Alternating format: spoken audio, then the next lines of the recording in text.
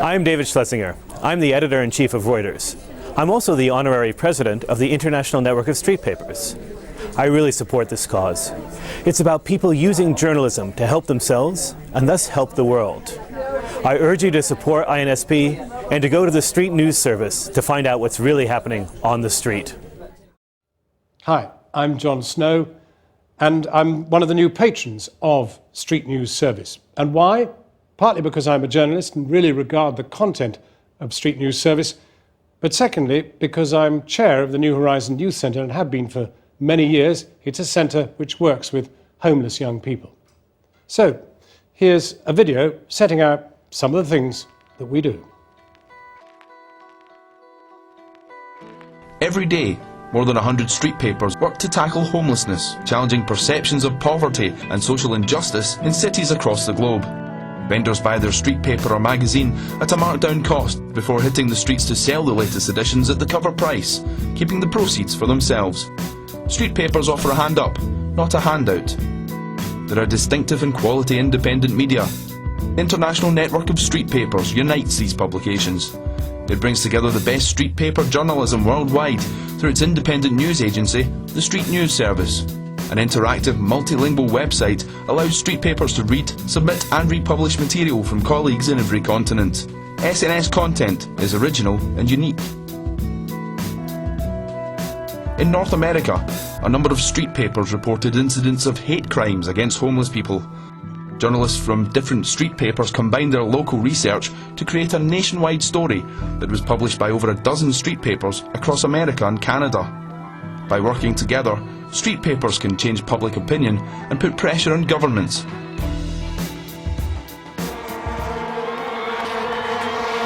No medium is more streetwise than the Street News Service. As all of Africa united for the 2010 World Cup in South Africa, street paper reporters were there on the ground to find stories beneath the surface. They spoke to the forgotten poor of South Africa, still struggling to survive during the World Cup boom, to the people forced from their homes in the name of development, to the street prostitutes who saw business booming during the tournament. These stories were republished by street papers internationally. We know what goes on in the dark corners of the world. We give a voice to the voiceless. With a combined readership of 7 million per edition, our street papers attract the attention of many international superstars. Through the Street News Service, an exclusive interview with French First Lady Carla Bruni-Sarkozy was published in Norway, Canada and the Netherlands. A unique interview with Bob Dylan was republished for free across 20 different publications in places such as Argentina, South Africa and Russia.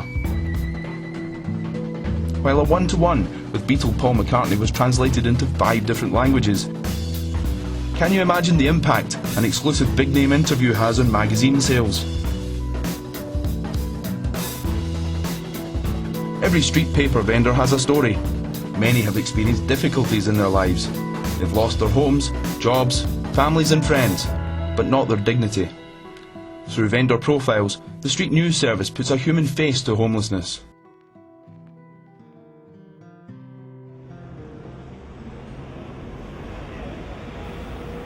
I grew up in a town in the east of the country. There wasn't much there, and as a teenager I wanted to get away. I was only 16 when I left home. Me and my older brother moved to the big city. He said I could try and get some qualifications and that he would find a job for himself, but it was tough when we arrived. After a while, my brother moved back home and left me behind. Soon after that, both my brother and my mum passed away. I was devastated and very lonely.